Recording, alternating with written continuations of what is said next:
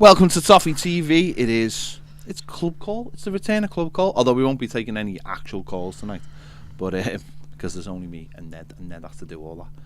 Because Baz is ill. He's picked up a bad one actually. So, is it a cold or is it a bug?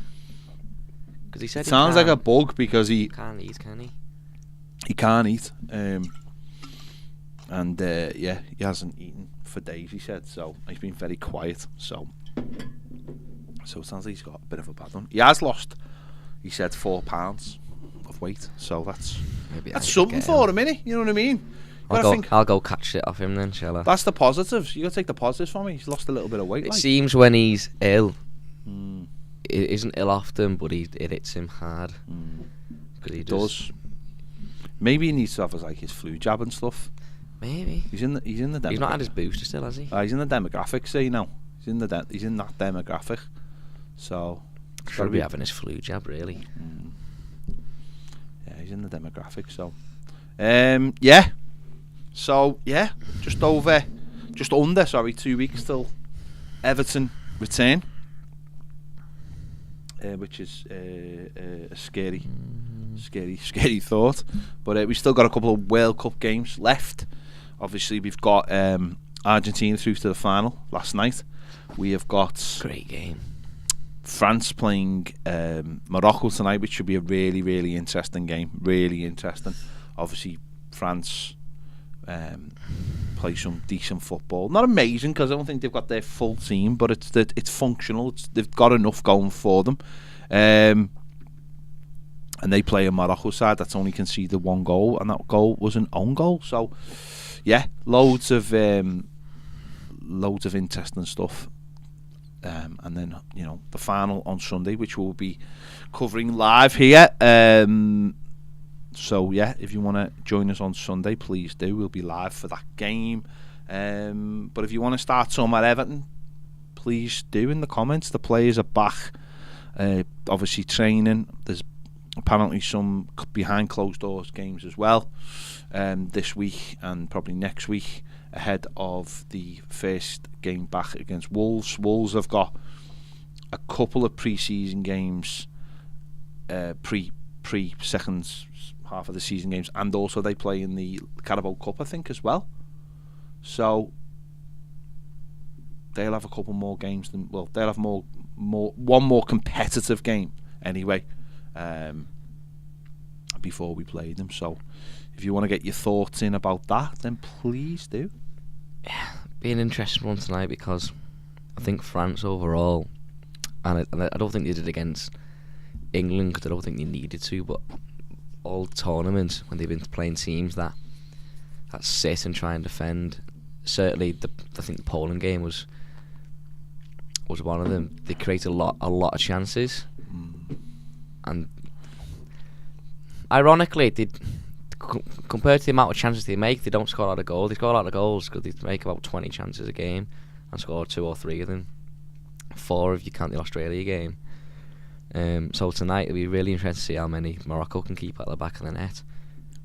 If France can get any past them, because that's how Morocco have been. They've just been really well drilled in stopping teams, and that's Morocco are picking up points. Morocco are going to keep a deep line tonight because of Mbappe. They know the ball over the top for Mbappe will catch them out massively, so they'll keep a deep line, I imagine, and that will mean France will pile a lot of pressure on, and that means Morocco are going to have to defend brilliantly. But they have defended brilliantly so far in this tournament, so we'll wait and see what happens. But it's going to be a very, very interesting game. Eugene McGeever says smash the like button now. Yeah, please smash the like button. Jimmy Graham says COVID Bazzy, get well soon, mate. NA says wish Baz a speedy recovery. Lovely man with a big heart. That's our badge. The badger man. The badger man. How do you know he's got a big heart? Could be like he could be evil.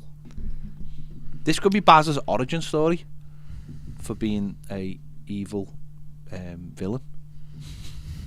He could be like Kingpin. You all think he's nice. Kingpin was always generally just a knobhead though. Anyway, wasn't he? He wasn't, because in the comics and stuff, he made himself look really, really, really nice. No one with that much money is nice. You say that. The Blue says, all right, guys, welcome back, Ped. Cheers, mate. Thank you very much. David Melling says, who would you get in January, Ped, player-wise? It's a difficult one, isn't it? Because I'm not exactly sure what the finances are, and there's not a lot of names. What about positional? It's got to be forward. It's got to be forward.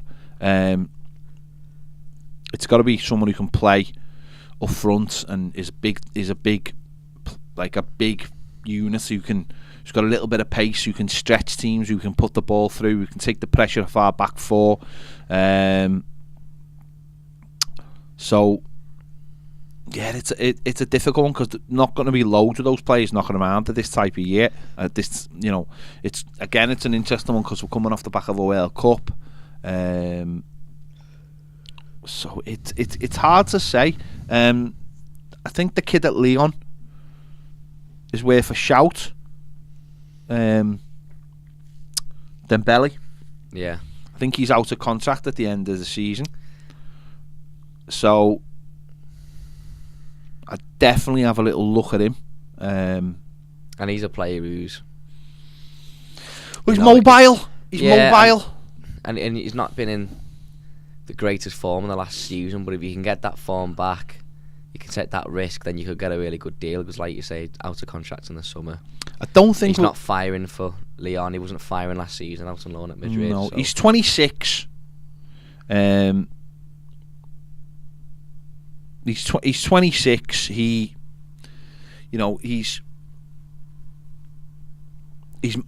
did well for Celtic, went to Lyon, obviously, as you mentioned, they went on loan to Atletico Madrid last season, didn't necessarily work. He's only got 2 goals this season, which 12 games, 2 goals. It's not great, but what I would say is, and this is the problem, and this is the real problem Everton have got, it's about buying goals, isn't it? I don't think I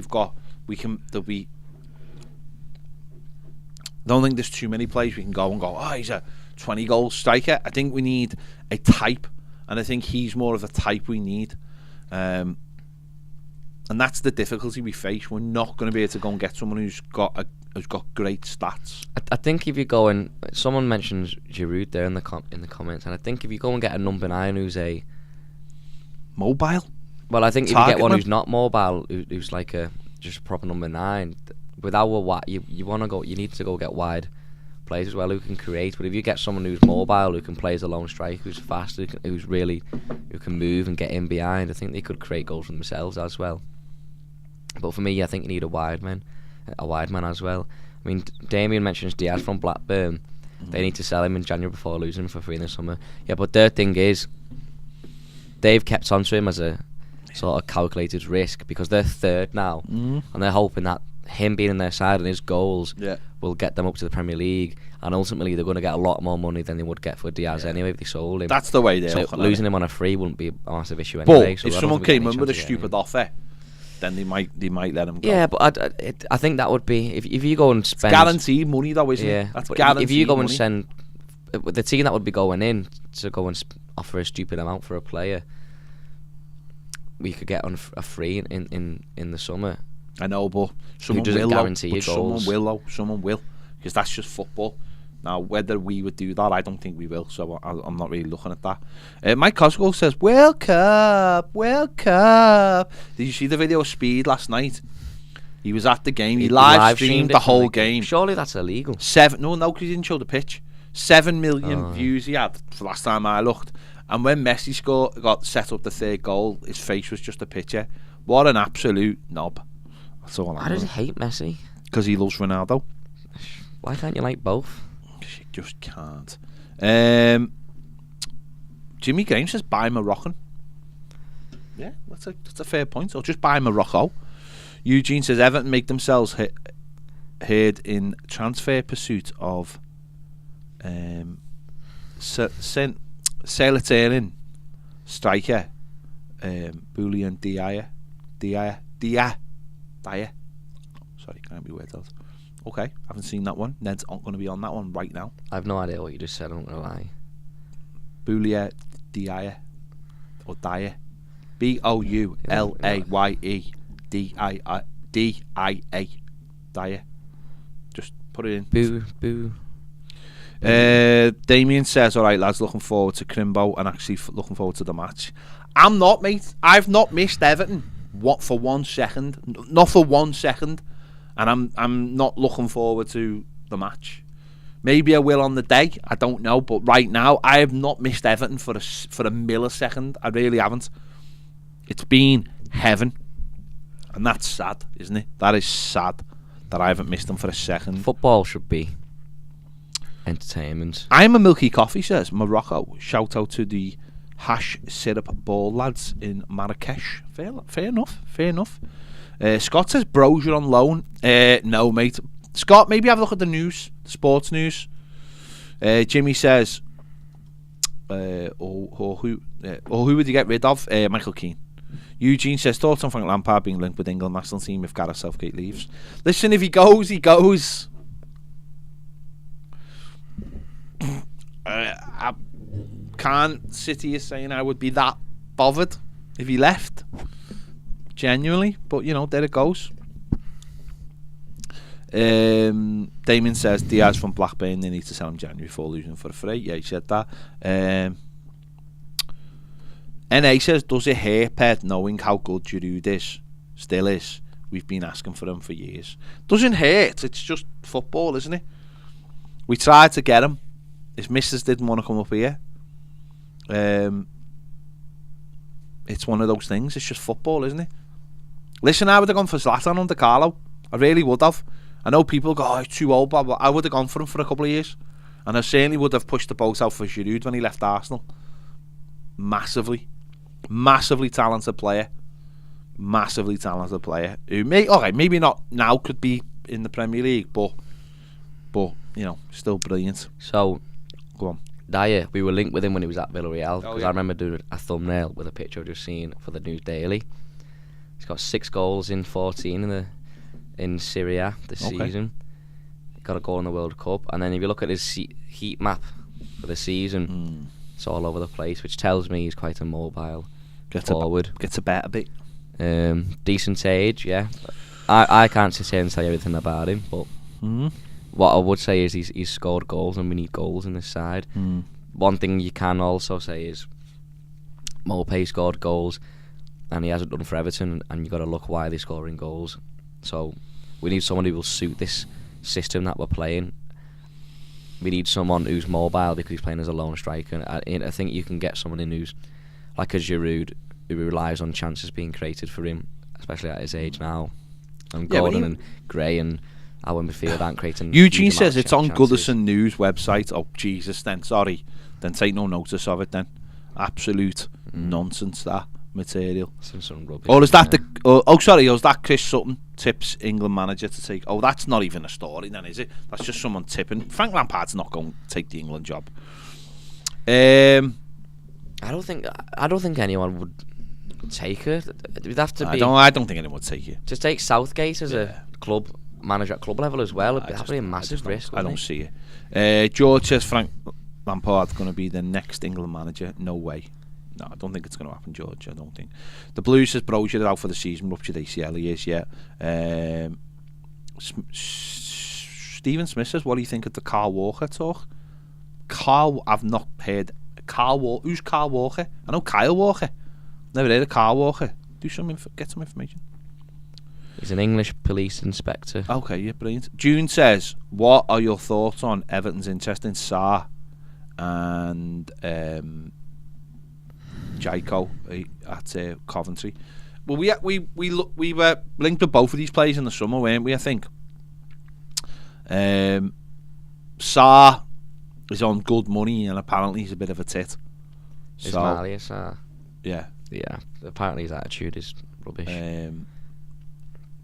But Sarr would be a decent player. We've seen that in the World Cup. He's a decent player. But what would you have to spend on him?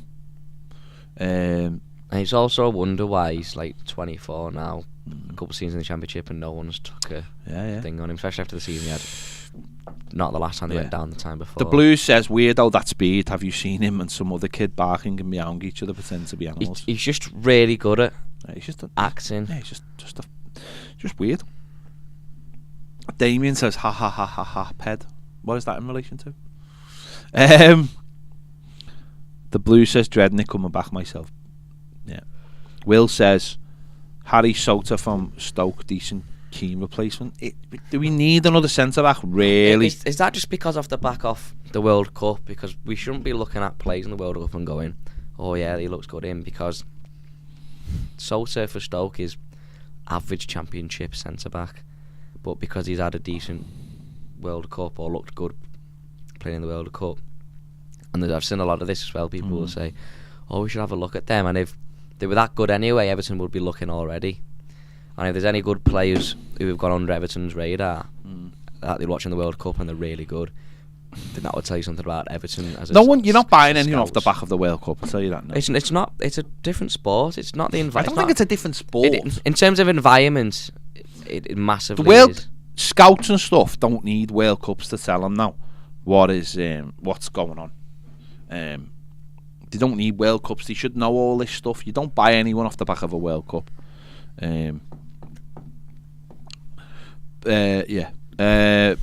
Pete says Wrexham have got a good striker, Mullen. Oh, Mullen. Yeah. Do you reckon he'd do a job in the Premier League? No, not a chance. Not a chance. He's doing really well. He's too good for that level, but obviously he's been paid brilliantly by Wrexham to be at that level, to get him out that level.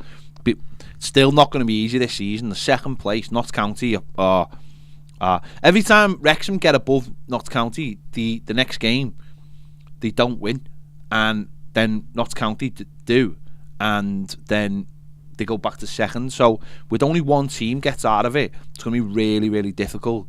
That although the playoffs, obviously, the playoffs will be difficult. That's where they fell short last season, but they've got lots of good players, so who shouldn't be at that level. But that's the point, to get them out that level. And the mad thing is, if they get out that level, I think they'll find it easier to get from League 2 to League 1 than they will to get from the National League to League 2.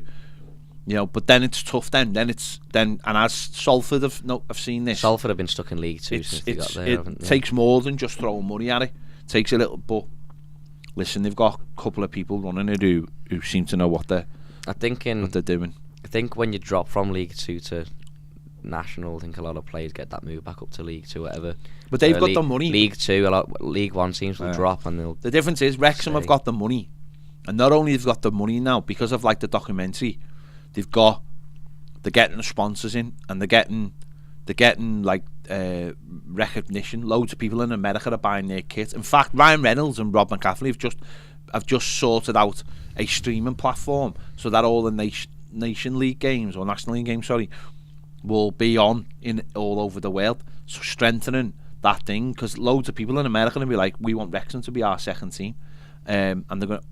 I know Ryan Reynolds tweeted yesterday about the kit, saying they've just got the kits back in stock. I imagine next season they'll have a new, probably someone like Adidas, I imagine, will come in and will provide them a lot more kits and a lot more gear that they can sell around the world. Because if you're watching, if you're a person in America and you know Ryan Reynolds and is the owner of this club, and you're a fan of Liverpool, Celtic, Manchester United, whoever, you're going to buy a Wrexham shirt just because it's like, well, they're no danger to us, you know what I mean? So, and I imagine loads of people in this country will buy a Wrexham shirt as well. I'll buy a Wrexham shirt. I'll see why not. But I've got shirts of other clubs just because they don't mean anything to me, and they're just collectibles, aren't they? That's it. What else have we got going on? I'm trying to do all the comments, but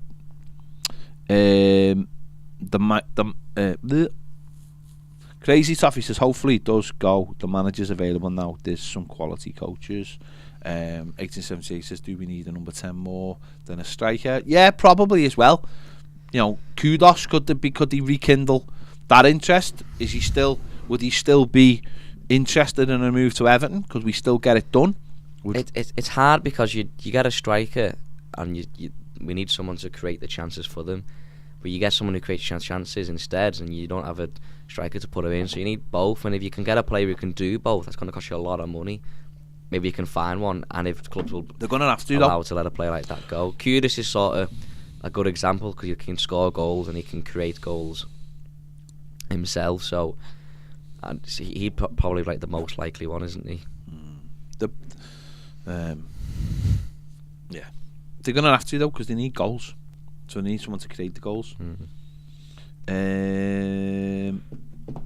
Will says I look at Sarr similar to Campbell in terms of what he's done. Yeah. He also Damien says rumours are 35 million for Sarr. So you wouldn't pay that because he's a championship player. NA says winter break is going to be such an interesting dynamic. Teams are going to behave so differently. It's like a little mini league. Yeah.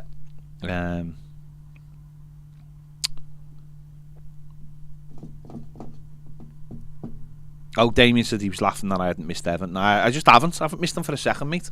Don't need that stress in my life. I really don't. It's just that I'm dreading the thought of if we get beat on Boxing Day, knowing that we got City next, and it's just like I can't be asked. Yeah. I know I'll just be there like I can't be asked. Why? Why is it bad? Michael OB says Christoph Baumgartner from Hoffenheim. He says, or Gerson from Marseille. Bevang says, are you guys concerned about Onana, or do you think he'll find his form in time? I think Onana's been fine. I think he's been fine. He's not been amazing, but no one ever said he was going to be amazing. He's a young kid who'd hardly played any games for Lille, and he's taking him time. It would help if Frank Lampard played him in his proper position and stopped playing him as a number 8, playing him as a 6. That would help. So ultimately, they pushed Decore and Allen to one side, haven't we? Allen's gone and Decore can't get back on this side. Play him as a 6. So that's what he is. He's a 6. Play him in a double with Garner, where he can learn. Just stop playing the way he's been playing him. I don't even think it was even better when we played. Just mad. We played Garner. We had played Garner in the 6, and then we had Onana on the right and Iwobi on the left as an 8. And since we swapped them, which was Newcastle away, Iwobi went on the right, and Onana looked really uncomfortable on the left. And ever since he's played there, he just hasn't looked good at all. Yeah, I don't understand it myself. Michael B. Jordan has. He's in the investment group that has bought Bournemouth. A few people talking about it. Consortium. So he's involved in that. Although we all know he's an Evertonian. Kevin says better spot on about stress is not good. God, I'm not watching Everton myself at the moment. Yeah, it's been brilliant. Rondon the Legend says Kudus will win Champions League, no chance Blues getting them. See, I don't agree with that. Just because he scored a few goals in the World Cup and he scored a few goals in the Champions League, he can come to Everton, set himself up for the Premier League, and then for a couple of years, and then move on. Move on. He's young enough. Young enough. 21, isn't he, or something like that? Or he could go and play for the Champions League team and not get in the team. Simple as that. Simple as that. Derek says, can you get the Premier comments up? Yeah. So you can do the Premier comments. Like Royal Blue says, hang on. Derek says, sorry. Personally, I think Giroud is the most underrated player on the planet and has been for a while. If not him, who would you pick? Well, I wouldn't have. Oh, sorry, for underrated player. Yeah, I don't know about if he's. I think he is being massively underrated to become the France's highest ever goal scorer. He's just a really, really solid centre forward. Does his job brilliantly. Can I think of any others? I don't know. There's a few knocking around. Probably someone like Thomas Muller has always been underrated for what he does, without being an amazing footballer. The amount of trophies he's won is ridiculous. But Giroud, there was people in the past like Seedorf who were always underrated. Won Champions League at 3 different teams, I think, in the end. Royal Blue says, do you see the board sticking with Lampard? Well, I'd give him 4 games. I'd give him 4 Premier League games. I'd give him, and if we don't get 7 points, then I'd be worried if I was him. And rightly so, by the way. Rightly so. Kudos gets games wherever he's playing. He can play about 5 positions. That's just not true, though. I don't think. Does Kudos get into Liverpool's team? Does Kudos get into Manchester City's team? Does Kudos get into Chelsea? He might get into Tottenham. He might, but look at the players they've got. Now they're the Champions League teams in this country. Okay, in other countries, I grant you, in the Champions League, he might get in. I grant you that. But if he wants to move to the Premier League, and don't get me wrong, listen, I'm not sitting here saying we're in pole position. If one of the Europa League teams came in for him, if a West Ham came in for him, they went in for Onana and he shut. No, but if a West Ham came in for him, or whoever else is in the, or a Newcastle came in for him, then yeah, he might look at them before he looks us. But if we come in for him and we're one of the only teams and we can offer him Premier League money, I still think that's a pull. I just don't see him getting into a team regularly enough. I think players are a little bit more savvy. That I think they look at it. Look at Onana. I think someone like him says, move to Everton for 2 years, get the level in the Premier League, and then move on to a bigger club, and everyone's happy. And it's what you're trying to sell to a player, and ultimately Everton will be telling him, you're going to be in our first team and you're going to be our star man, because we got no one else. You'll play every game. You'll be the star man. You'll be amazing. And then you'll get a big move. Hang on. Yes, Ped, Liverpool have been playing Milner and Harvey Elliott. Right. It's not a centre mid though. They've been playing Milner right back, and Kudos is not a centre midfielder. He's just not a centre midfielder. He plays in the front 3 positions, or as a number 10. Harvey Elliott is massively at Liverpool. Harvey Elliott is massively looked upon as the future of Liverpool Football Club. He's been one of their best players all season. He's been good for them. Why would they buy Kudos when they've got players like him coming through? I don't think Kudos gets anywhere near Liverpool's team. I really don't. I don't even think he's even on their radar. They're looking for centre midfielders who are energetic, who get round the pitch. They're looking at Bellingham. They're not going after Kudos. Maybe he's a squad player, but does he want to be a squad player when he could, for a couple of years, be at another club? I'm not saying it's going to be Everton. I just don't see him ending up in a Premier League team in the Champions League. So I just don't. He's not a midfielder. You can't just shoehorn players into the team. You can't just go, yeah, mate, you playing there. That's not how Liverpool play. But Liverpool play with 3 midfielders who are the engine room, and that's what they've been missing this season. So I disagree with you massively there. Will said they're looking at the likes of Bellingham and Enzo Fernandez. That's who they're looking at. They're not looking at play. They've got Jota. They've got. Okay, I know they've got injuries, but I don't see it myself. But okay, he can play there better than Harvey Elliott. But Harvey Elliott is Liverpool's future. They invested in him as a 16-year-old. They're not just going to shoehorn somebody in and go, you play there. It's not like he's going in and playing like a number 10 or something. Their midfield 3 does a certain job, which Kudos exactly. I don't see it. Plays as a forward. I don't see it. I'm not saying he's going to end up at Everton.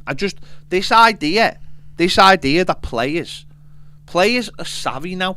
They look at their career and go, where can I go? Where am I going to get games for a couple of years and get good money? Kudos could go to Everton, but he could also go to Newcastle. He could all go to West Ham. He could go to someone who's on the edges of the Champions League, and then the next step is to go to the Champions League by proving yourself in that league. And I just don't think he gets in a Champions League team at the moment. Someone just said, what happened to Curtis Jones at Liverpool? He's just signed a new contract. That's what happened to Curtis Jones at Liverpool. I think that's a protecting the asset, isn't it? Yeah, but he just signed it. Yeah, and they'll make money on him though, won't they? Will says they've got Fabio Carvalho as their numbers, who can play as number 10 as well.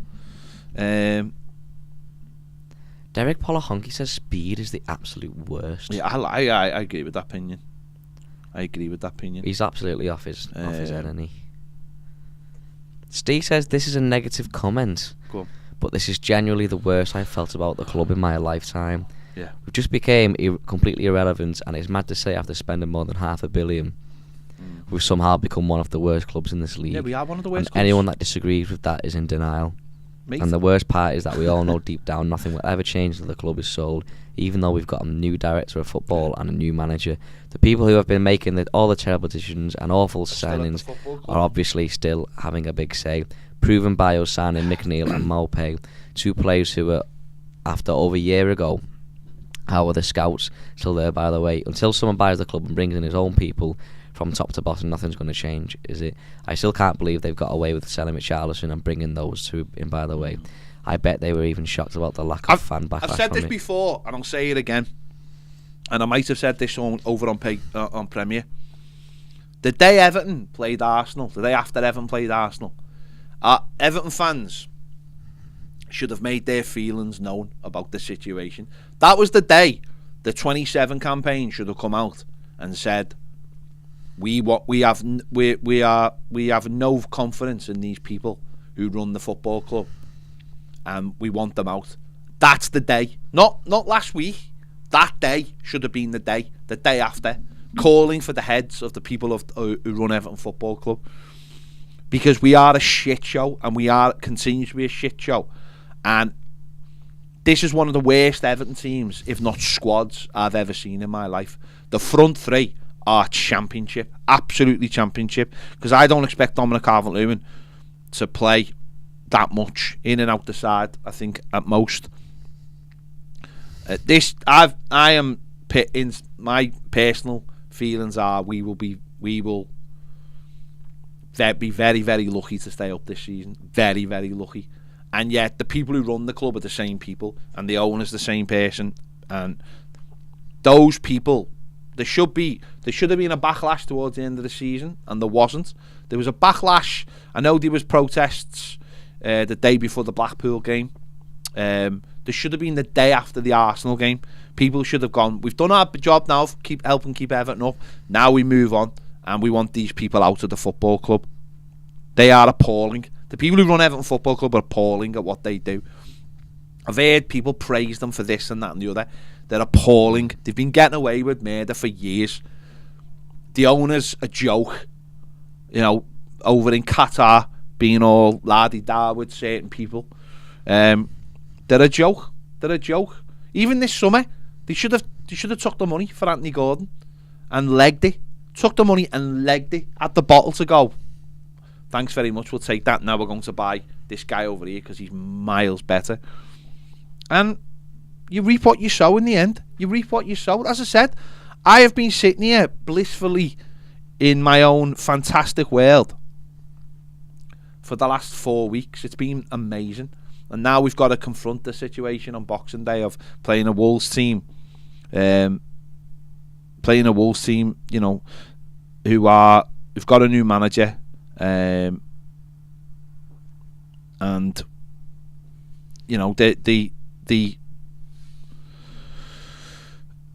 got a few games before. Then we play Manchester City, and then we've got a couple of home games that we have to win. You know, we've got 3 home games coming up that we have to take 7 points from. And sometimes our fans bemuse me. Not all our fans, but some of them. Some of the positivity I see. We're 4th from bottom. We survived last season by a couple of wins. And they just let these people get away with it. And then the press goes, same old shite from the press all the time. Oh, Bill's amazing, Bill's this, Bill's that. Or even you get people saying, oh, without Bill, the club would be in an absolute mess. Well, the owner needs to go, and the board needs to go. Because until that happens, and I've seen people in the comments there saying stay positive. No, you're living in la la land if you're positive. You're living in a false reality if you just think positivity will get us through. What we did at the end of last season will not work again, because the simple fact is we don't have strikers, and we don't have. I for one, if it happens again, I won't be there welcoming buses and all that, because that's not real. I don't think fans. That's really not real. Stand for That's not real. It's time for our fans, as all our fans, stood up and said, we're not having this anymore. We're Everton Football Club, and this is a joke. This is a joke. Where we are is a joke. The money we've pissed up the wall is a joke. The players that we're watching are a joke. I'm not going to name any names, But 2 players we've brought in this summer are nowhere near good enough for the level of Everton Football Club to take them from where we are to where we want to be, or to try and get us away from where we are. So this idea of staying positive is a load of nonsense. It's literally like sitting here, right? It's like sitting here looking at the government. I said this on the 10th Pint podcast, right? Knowing the government, and you're seeing what's going on, and you're sitting in your cold house, and people have got to use food banks, and they go, oh, don't worry, it'll all change soon. Labour will get in, or whatever. Why is it that people can understand that with like a government and see a government causing trouble all over the country, and yet your own football club, people won't stand up for our own football club? It's nonsense. NA says, I hate the toxic positivity. Stay positive regardless. No, I'm rational. If I'm upset, I'm going to voice my opinion. Good. But people will sit there and will go, the same people who sit there going, oh no, our club's alright, it's fine, don't worry about it, will sit there and go, this government's a disgrace, people are going cold, people are hungry. And I know they're completely different things. One's real life and one's not real life in a way, but far too many people just sit around going, oh, it'll be alright, it'll be fine, we'll get a new player in, or we'll get this player in. It's not going to be fine. The club is a shit show. It's run like a shit show. It's run like a corner shop, and people just allow these people every single year to get away with it. Oh, we're getting a new stadium, so it's all right.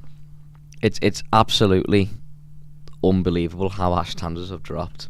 I think that's become from... So obviously, what happened last season was an absolute disgrace, and the fact we should never have been there anyway. And then now this season, that's sort of become the norm. Oh, we need to avoid relegation because it's happened. And it's become the norm because it's almost as if last season was acceptable, and the club's made it acceptable by making no change at board level. They've obviously had their internal review and gone, yeah, we're all sound, we're all going to keep our jobs because nobody's... And I don't blame anyone, but I think the fact that we didn't continue to make noise and bother after the season finished. We get that momentum going. I do blame get people. Out now. I do blame people. I've got no issue with saying there's far too many Evertonians who sit on their hands and tell people who are trying to make a change to be quiet. You know, this time last year when I was getting out of my seat in the 27th minute, and then you see these videos of people saying, oh, there's plenty of people who take your seat, all these fucking Tories out there who are like, oh, someone will take your seat. I blame them. I blame the people who 10 years ago clapped Bill Kenwright on the screen after we'd done a march outside. I do blame... I'm not arsed. I'm not here to unify the fan base. I'll tell it straight. I don't care. I don't care who I upset. I've never cared who I upset. I upset people at the football club. I do not care. You know, it's why I never went to the Frank Lampard interview. I was nowhere near the Frank Lampard interview. I want nothing to do with it. I am not there to cozy up to anyone at the Everton Football Club. And I'll do the same for our fan base. Far too many people at our fan base are to just sit there all cosy thinking it'll be alright on its own. Last year we had to do what we had to do. By the way, the law of attraction isn't real. It's a load of nonsense. It's a load of nonsense. Absolute nonsense. We can't will players to be better. We can make better atmospheres, but that's a different thing. When we're at the ground, we can make atmospheres. That's good. I have full all day. I'm all day with that positivity within the ground. But when we're not at the ground, and when we're on Twitter, and when we're on forums and podcasts and things like this, people should speak their mind without anybody telling them otherwise. When I hear people having a go at certain other people for speaking their mind, it's wrong. It's absolutely wrong. You should be able to have your say, and if it's negative, and it's the most negative thing in the world, it doesn't matter. If it's the truth, then you know that's all we've got. And at the moment, you know, we need the owner to go, and we need the board to all go as well. And this is honesty. This is just pure honesty. And I haven't had to talk about Everton for weeks, and now I'm having to talk about them. So and Newcastle set the standards for me. The fact that they got into the Premier League anyway is crazy. But they set a thing off. Somebody bought the club and they got their people in to run it because it's their money. And we've got an owner who's just come in and just handed his money over to people who are clearly incompetent. The thing about it is, right, whether you like the people in charge or don't like the people in charge at Everton Football Club, you're absolutely right. What happened at Newcastle was they come in and they got rid of all the negativity. They got rid of anyone you can point a finger at and go, you're to blame, right? This owner hides behind Bill Kenwright and he hides behind the board and he lets them take all the grief, by the way. So whether you like Bill Kenwright or you don't like Bill Kenwright, or you like Dennis Barrett-Baxdale or you don't like them, the fella who owns the club hides behind them and lets them take all the flack, and then comes to Goodison once every 6 months with all his bodyguards and all that, and says, oh, look what I'm building. Yeah, you're building a stadium that you can't get anyone to finance it, so you're stuck now. You've got to finance it, and you're stuck because you're looking for investment to pay the rest off, right? And they're the simple facts. And too many people have been caught up in this for years of like, just support the team, lads, just support the team. You can't defend anyone at the club because the standards are getting lower and lower each season. You can't sit here and go, well, they're hitting their targets at least. We're getting worse and worse. Mate. And then last season, or the end of last season, we got a thing saying last week, oh yeah, Palace was amazing, but let's not forget, this was a terrible season and it can't paint over the cracks. Yeah, it's happening. See, this is another thing. Thing I absolutely despise, and I apologise if I upset anyone. I don't really apologise. Couldn't care less. Right? When I go on social media like Twitter, and I still see people putting the videos up of that game. Right? That game was pure relief. Pure relief. Right? And we all went on the pitch at the end, and it was fantastic, and we done it. But the next day, it should have boiled over into anger, or on the Monday it should have boiled over into anger, and yet I still see people sharing that video like it was an amazing night. It wasn't an amazing night. I nearly keeled over having a panic attack when we scored the third goal. It wasn't an amazing night. It should have been a straightforward win, really. We should have beaten bleeding Watford the week before to get us out of it. And yet too many people are like, oh, what an amazing night. Listen, I was at Wimbledon. That was an amazing day, but it was done. Coventry, that happened 4 years later. There was people after that got angry, going, you promised that this would never happen again. So I have absolutely adored the last 4 weeks not having to think about Everton, because it's not just the crap that they serve us on the pitch, by the way, which is crap, by the way. Absolute dross. Yeah, one good game all season, Crystal Palace. It's dross. If you're going to be shy, right, at least put a good performance in for us. Absolute dross that we're watching. Us. So you've got all that, and then you've got the stuff that it's just not happening quick enough for me. It'll never happen quick enough. And I know people think I'm negative and stuff like that, but I've been watching this for 10 years unfold, bit by bit by bit by bit by bit. Moyes kept the roof over our head, and that's why I will always be indebted to David Moyes, what he did at Everton Football Club. Then they brought in Roberto, who, brilliant man, lovely human being, and for 12 months got a perfect mix of Moyes' steel and his creativity. But the second season he changed it. We didn't have any money. We invested all our money in Lukaku, fair enough. It paid off, really. And then the wheel started to unravel, and we brought this fella in who we were all excited about. Of course we were. We all fell for the hook, line and sinker, because he does have money and he did spend money, but he spent it appallingly. And we are in a position where we are now, where I'm just generally terrified of where we're heading as a football club as a whole. Not just for one season, by the way, but for the whole of what's going on at Everton. And as I said, in the summer, bringing in dross. We brought in, attacking wise, dross that doesn't fit into Everton, doesn't suit Everton, doesn't suit my standards of Everton Football Club. Listen, if people want to defend the players we brought in the summer and say, oh, they're doing all right, or they're young, well, fine, whatever. I don't think a 22-year-old player who's played over 100 games in the Premier League needs time. I don't personally. I don't think they need time. You know, I don't think they need time. I think they should be ready to go from day one and not have to do circles to get onto the left foot. But that's just me. That's just me. So this is just the way I look at it. That's the way I look at it. And if Everton don't pull their finger out in January, if they don't have players to go in the first week, then we're in trouble. We're in real trouble. And if people want to dress that up with positivity and all these things, and it's going to be great, and we've got a boss left back and we've got a boss right back, and the 2 centre backs are amazing and all this kind of thing.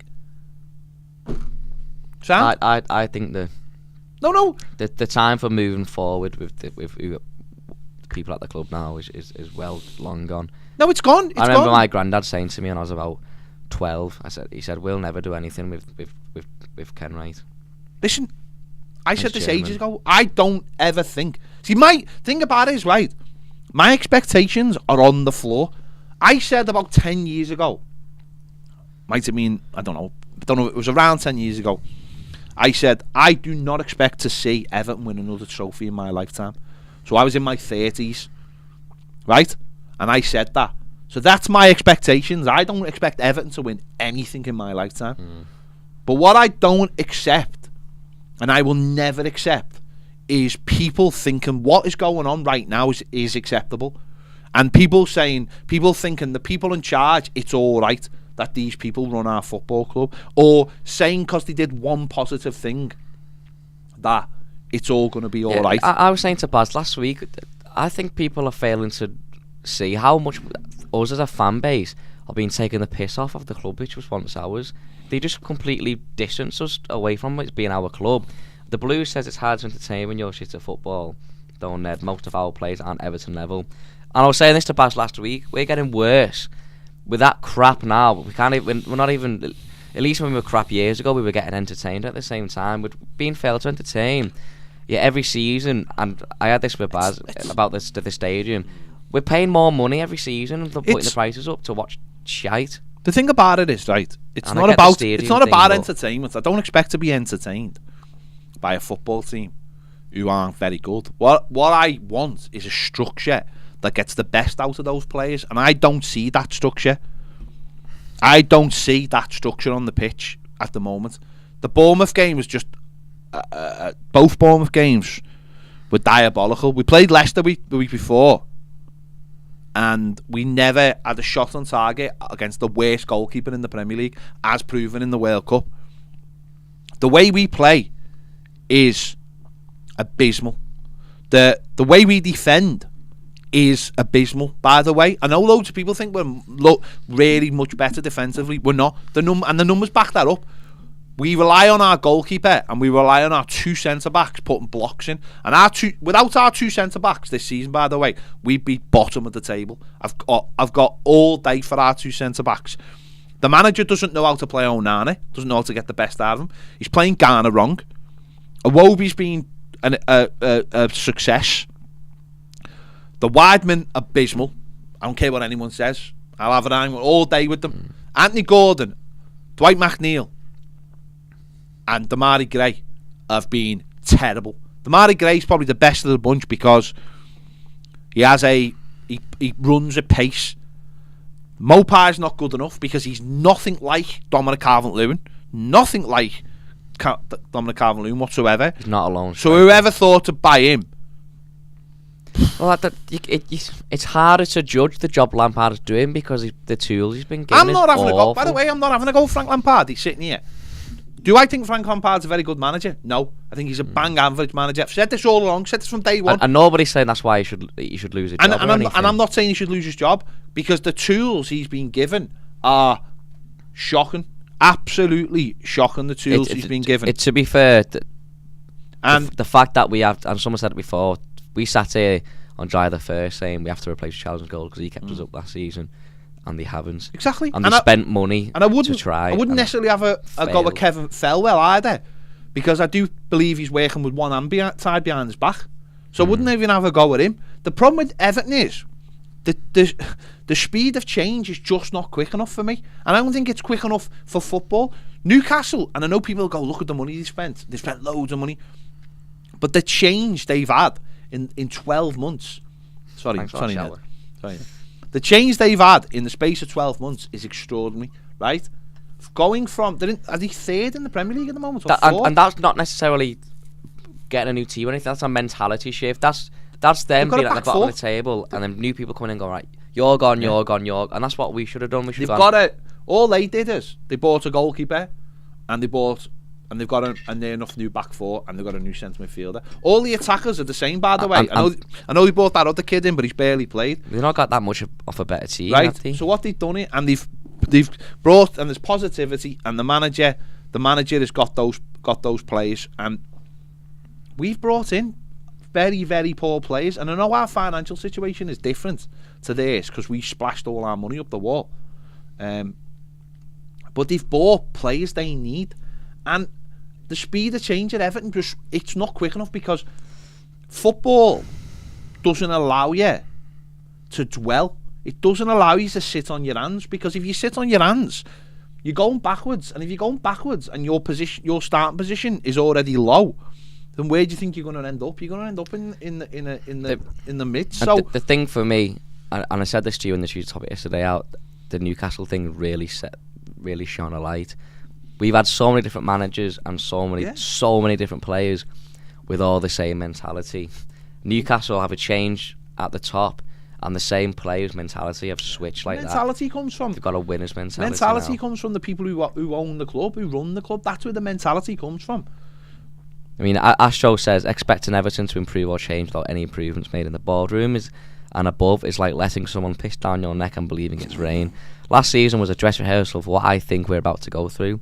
The Crystal Palace match was like a person surviving a massive heart attack after years of neglecting their health, and then going right on with the bad habits that you got the bother. But this is where I will have a go. This is where I have no issue having a go at some people in our fan base, though, because after the Palace game, there was an opportunity there to basically hold a mirror up to the club and go, this is where we are right now. The season before, we finished on 59 points. Now, I know it was a weird season because of COVID and everything. We finished on 59 points. We got some good wins. Won at Arsenal, won at Old Trafford, won at White Hart Lane, not Old Trafford, sorry, at Anfield. We drew at Old Trafford. We beat Tottenham. We got some good results in that season. And again, I know it was COVID, and I always feel like that season is a complete anomaly. Yeah. And some of the football played was because of that as well. And I know Baz doesn't like Carlo, but I think Carlo had it spot on. I think he had a very average, a very poor team, and made it better because he got the best out of it. He set up. He didn't have certainly. He didn't like he's come in and a style of playing, and we're going to play this. He set Lampard has done. He just set it up to get the results. Team up to get results, and in the latter half of the season, it all just sort of fell away because that's just the way it was. But we got 59 points anyway, right? Yeah. And then last season, we obviously lose them, bring in Rafa Benitez. Negativity starts flowing through the club. We got rid of the director of football, or helped get rid of the director of football because of Rafa Benitez. Negativity just Dominic Calvert-Lewin was already injured. Richarlison was in our team, and the negativity just started flowing through the club. And at the end of the season, even if fans wanted to go and say, you should all be gone because you appointed Rafa Benitez, you should all be gone. You appoint. I know. Listen, I think Bill Kenwright wanted Rafa Benitez? No, I don't. But the pressure should have been put on the club. That was when the mirror should have been held up. Going, we've just survived. We should have gone. We've just survived by 4 or 5 points from an absolutely terrible Burnley side. We appointed a manager that the chairman didn't even want it. Well, Marcel Brands, the director of football, didn't want him. So he's making all these decisions. We know that. We go and sell our best player because we have to, and we haven't replaced them. We have not replaced them. They've tried to go, oh, you know what? We'll give Anthony Gordon the number 10 shirt and we'll make him the replacement for him. It hasn't worked because he's not good enough at this moment in time. He's just not good enough. He doesn't do what Richarlison did. So we sold our best player, didn't replace him. And this is where we are. And it should have been. The summer should have been a minute to hold up. And I know some of our fans did. They went down to Goodison. We were in the air. We were coming home from America when it happened. But too many of our fans are just far too passive. They just sit there and are waiting for this to happen. Are just waiting for it, and it will happen. We will. If this continues, we will be relegated. We will be relegated. Yeah. We will not survive because other teams are going that way. We're going that way because of who we have running the club. And you can't just suddenly just start going up again. And it's like, well, if we survive this season and we survive next season, then we go into the new stadium and money will pour in and we can go and buy better players. It's not going to happen. Michael O.B. says Richarlison wanted to leave. What? He left in June, though. We didn't replace him. He left in June. Doesn't matter whether he wanted to leave or not. And we never replaced him. We replaced him in August with Maupay and McNeil. And when we got McNeil, we sat here and said, just score goals. And this is not the first time, by the way.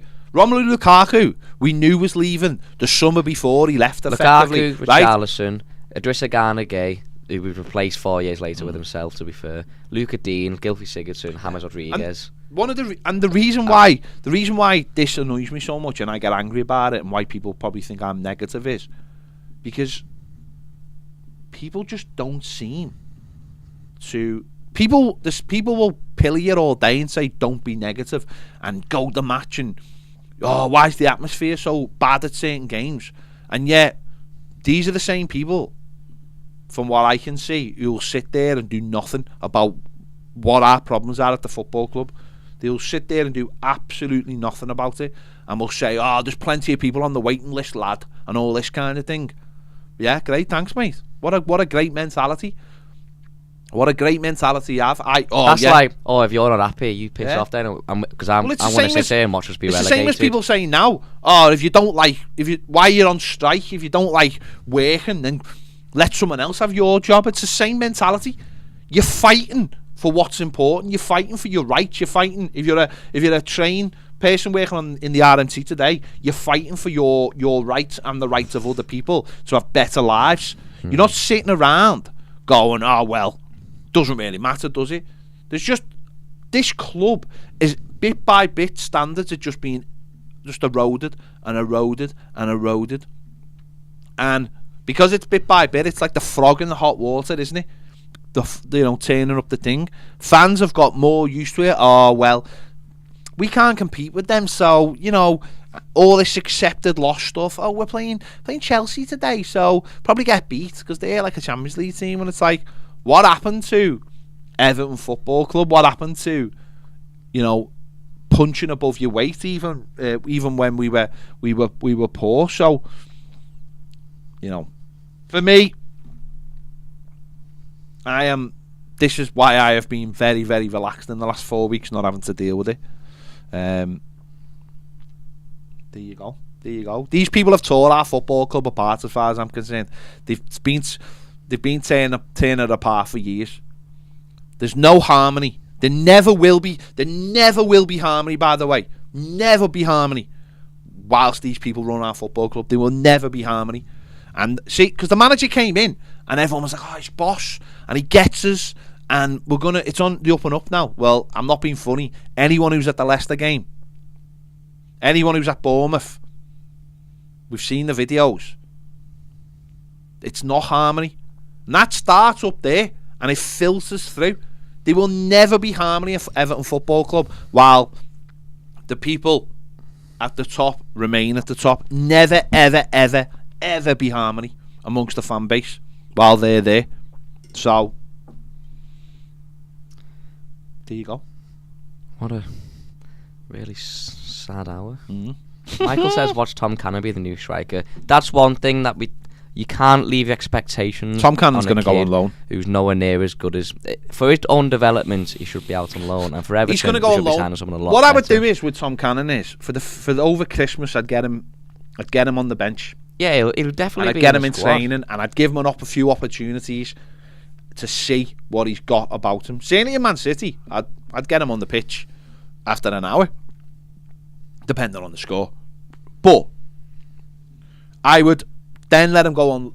Again, people will go, why would you do that? He'll go on loan. He'll go on loan for second half of the season. He'll go to. I've heard some of the clubs that are interested, and sure, I reckon around League One. I don't think he's quite ready for Championship yet. Well, that's what he's got to prove, hasn't he? He's got to prove where he is. He's got to prove what level he's at. He's doing brilliantly, by the way. But I've seen plenty of players do really, really well in the under-21s and then can't make the step up. Some have, some can.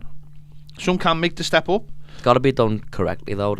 Trying to throw someone like Tom Cannon into a situation like Everton. Well, what I would say, Ned, is it will all depend on where we are, because if we come back over Christmas and Dominic Calvert-Lewin's not quite ready. I mean, we've seen videos of him in the gym, but no one knows where he is. We'll have Mopai. We don't know what the situation is with Rondon, whether he's going to play him or whether he's going to let him go in January himself. And Tom Cannon don't forget, Tom Cannon came on in the last 2 games, didn't he, against Bournemouth, I think. Saying he came on, didn't he, in both games. So he's I'm not saying he's knocking on the door, but he's at the moment with Dominic Calvert-Lewin out, he was the backup striker. So I imagine there's 2 games. Obviously, there's the Wolves game and there's the Man City game. Yeah, where he still might be the backup striker. I think Brighton he will be. We can't. Just depends on Brighton. So it all depends.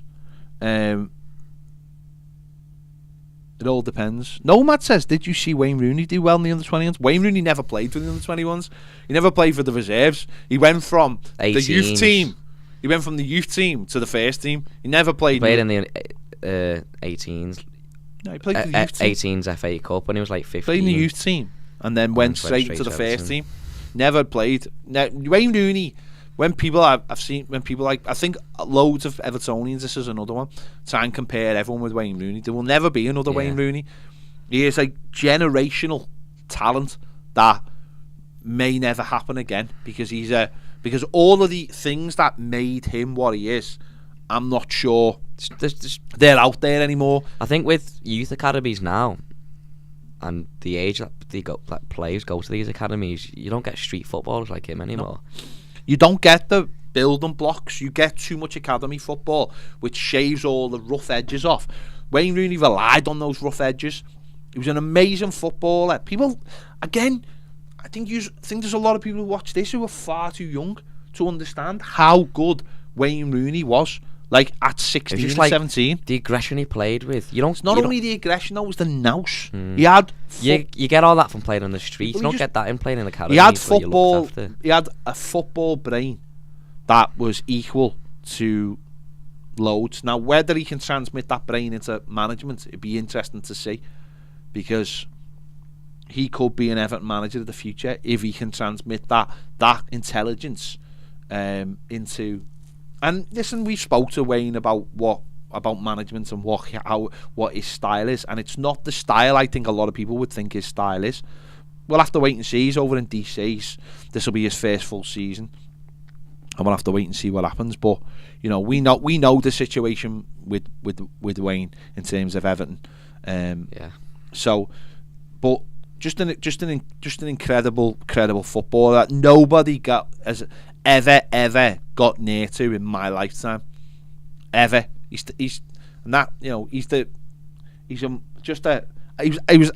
out the box at 16. He's talking about the box, and he was there. He was ready to go. There wasn't this. I hear people tell me that Dwight McNeil needs time. 22, 6 years older than Wayne Rooney was when he kicked the ball for Everton. 6 years older, and people tell me he's only young and he needs time. You're joking. You're absolutely joking. You're hanging your hat on something that just isn't going to happen. Just isn't going to happen. So it's not like he's 17. It's not like he's Jack Grealish. It just makes me laugh when I hear it. When I hear people say to me, "Oh, he's only 22. He's played over 100 games in the Premier League." I'm 22. Can I get to that level? No. Yeah. It makes me laugh. It absolutely makes me laugh. Anyway, what's your favourite Christmas song? What's your favourite Christmas song? Fairy Tale in New York. Told you this. Also, Christmas rapping. Christmas rapping. By the Waitresses. I think mine might be. What's yours? I love the Celine Dion Christmas album. Oh yeah. Oh, she doesn't look well, does she? No, not She's in a very bad way. And the new songs aren't looking well either. I don't think that really matters. Yeah. I don't think that really matters at this stage. And then, but my favourite Christmas song of all time is probably Christmas Lights by Coldplay. Very sad though when you really listen to the words. It is a good song. It's a good song, but it's really Christmas sad. Lights. And I also like light up. Shouldn't sing anymore. Get a copyright strike. Greg Lake, who Spaceman. No, Greg Lake. I believe in Father Christmas. I believe in Father Christmas. I looked to the sky with excited eye, and I woke with a yawn at the first light of dawn, and I threw him into my inside. He died a couple years ago, Greg Lake. What did he die of? I'm not sure. I don't think he was that old. You were right about, by the way, a Spaceman Come Travelling was Kiss the Bear. I'll give you that one. Yeah. I'll give you that one. Carla says Haaland is 22. Wouldn't say he needs time, would you? Exactly, Carla. He's a decent player, but I don't think Steve Walsh would second. Bevang says, who was the best Everton player you've ever seen live? It's probably Rooney or Kanchelskis or James Rodriguez. They're the three. Have you seen James Rodriguez? No, I didn't live? get to see him live, sadly, so I'm lying about that. I didn't get up to go to Man United. I was hungover after being at a funeral the day before. I was giggling, so I didn't go either. I had a ticket. I just couldn't go. I was far too hungover. I was doing a festival. But yeah, it would be Rooney or Kanchelskis, and then James Rodriguez would be the one I have not seen live.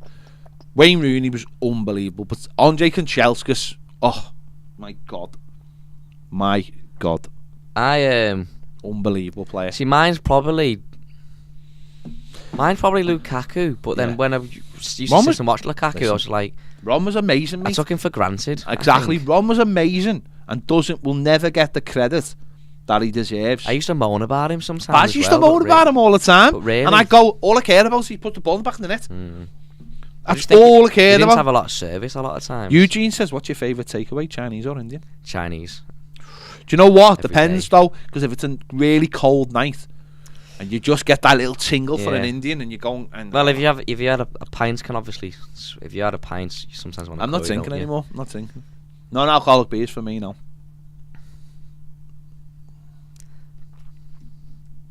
You can drink all you want. I like drinking now more than ever, to be honest. Drink away. Drink responsibly. That's what I would say. All right, don't drink responsibly then.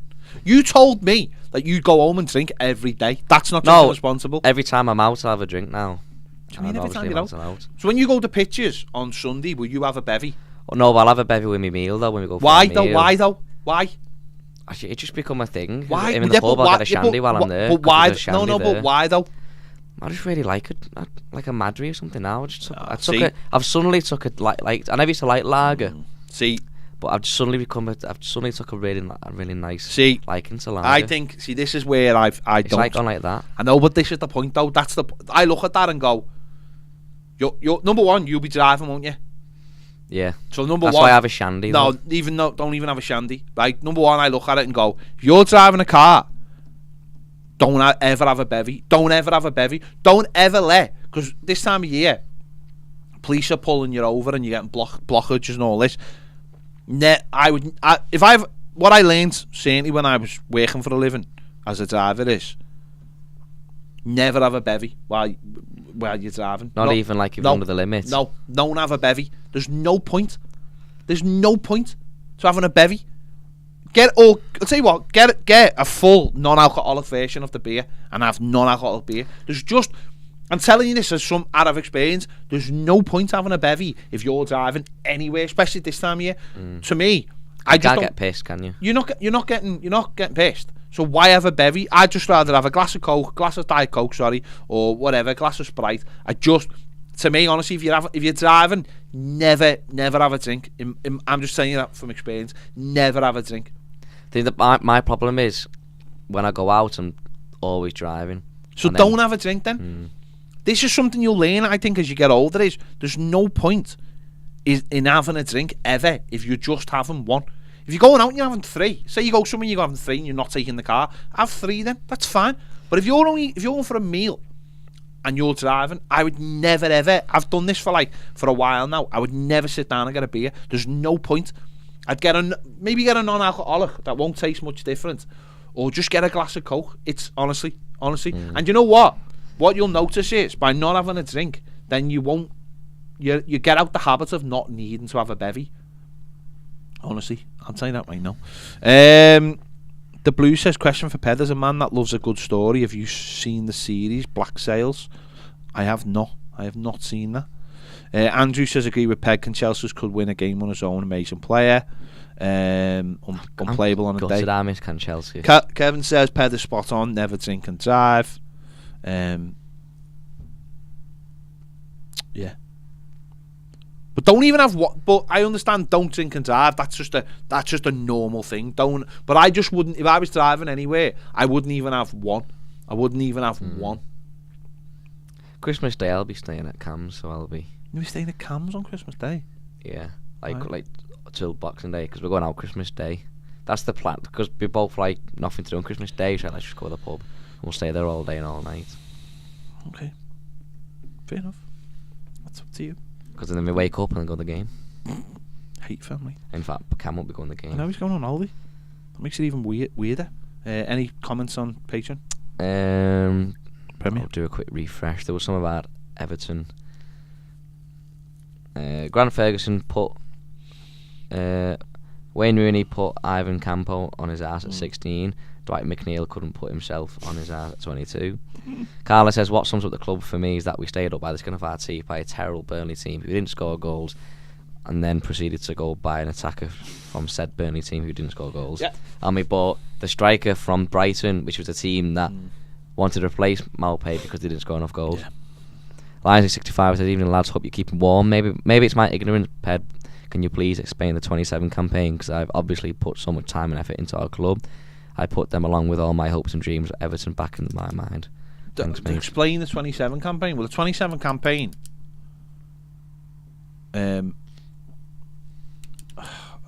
So 27 campaign is a campaign led by fan led that is trying to get change at Everton. Now, they're trying to get change at Everton. 27 campaign based on the fact that Everton hadn't won nothing for 27 years when it was launched last year. It will be 28 years, which straight away is just a poor name, because it doesn't actually mean anything to anyone. But unfortunately, I've got no issue saying things. 27 campaign for me, I've got things wrong, spectacularly wrong in terms of how they've gone about doing things. And I've got no problem saying that. I think what they're doing is the cause is spot on, but I just think they've got it spectacularly wrong. And I've got no issue saying that. I think they have been far too secretive in what they were doing. They have been from looking from the outside in, it feels very cliquey, and if it's not, then no issue, but it feels from the outside that it is, and that would lead to a lot of resentment from people who you're trying to convert. The other thing about it is they don't have a spokesman. I think the Esk, who has a big part of it, isn't a spokesman because he doesn't show his face. He's not prepared to stand in front of people. He's prepared to write things down. He's prepared to be on podcasts, but you never see his face. He doesn't go to Goodison. He lives in different countries. I've got no issue with Paul. I've got a lot of respect for him, but I think for a campaign it needs somebody who's prepared to stand up and tell people exactly what is going on. When the Blue Union was happening and you had Dave Kelly, that was a man who stood up not only at public meetings, public functions, outside Goodison Park, on TV, on radio, and would say exactly what he was demanding. I don't see that from the 27 campaign. I think it got it spectacularly wrong by not going after the club the day after the season finished, which should have been the time for me, the in-between bit, where it was, instead of sitting back and letting people sort of celebrate what had happened. Oh, we stayed up and Liverpool lost the league on the last day of the season, all that kind of nonsense. They should have been attacking the hierarchy at Everton Football Club. I think it needs to get other fans on board, but not be scared to hold the mirror up to the football club and go, why are so many fans behind these people at this football club? Yeah, and that's it. That's it to me. That's the end goal is ultimately what we want. Yeah. For me, they need to get the fans forum and the shareholders association and everyone on board. I don't think it matters, but to me, I don't think any of that matters. I don't think any of that matters for me anyway. I think what you got to do is you've got to go. After a year of this campaign, people shouldn't be saying what's the 27 campaign. They should know what the 27 campaign is all about, and who leads it, and who's involved in it, and what it's done, and what it plans to do, and what its initiatives are after a year. And they don't. And that to me is a big problem. And I've got no issue saying that to anyone who's from that. And I don't even know who's behind it anymore, because I know, like, we've got like the 1878 people now, and I know that's for different reasons, and that's more of a getting positive atmospheres and all that kind of thing. But I don't quite understand. I understand what their end goal is. I just don't understand how they think they're going to get it. I don't understand how they think sending an open letter to the owner of a football club who couldn't care less is going to change anything. I just don't. I need somebody I need somebody front and centre who Sky Sports can interview in the time when it's quiet and ask them what the issue is, so that goes out. That's what the Blue Union used to do, and that's why. And whether people like the Blue Union or not, it got people talking. The club, put the club on the back foot. I don't think these put the club on the back foot whatsoever. I think you've got to get your message out there. You've got to be able to sit down. You've got to be able to come in the ear and explain what you're all about. Grant Ferguson has just hit the nail on the head. He said, surely the best thing 27 campaign can do is come onto shows like Toffee TV to get their points across. Yeah. Otherwise, they're just sort of keyboard warriors. Well, that's it. And no one from it has ever said, can we come in? No one has ever said. I've had people go, why aren't you covering that? Where's the people from it to come in and talk about it, who understand it? When they did the thing in the summer at Goodison, which I was fully behind, and I would like to have been there. They kept on picking out different people who were there, but who was the spokesperson? Who was the leader? Who was the person who understood the mission? Who had the mission statement? Who said, what do we want? Does the average Evertonian understand what the 27 campaign is? And does the average Evertonian understand who's in charge of the 27 campaign? And do they understand what they're trying to achieve and how they're trying to achieve it? Does anyone? I remember when they had the march around Goodison, and that wasn't even held by the 27 campaign. That was done by someone doing it off their own back. And yet they did something down at the Liver building, and they got criticism because it was supposed to be something that they just did.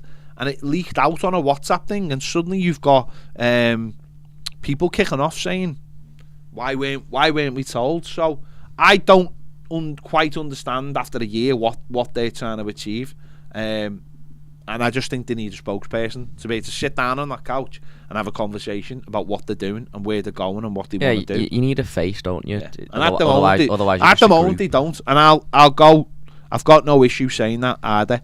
I've been doing this for over this podcasts and this media stuff for over 10 years now. I understand what needs to be done. So there you go. Right, we'll do 5 more minutes. Get your anything more on Premier. Let's have a look.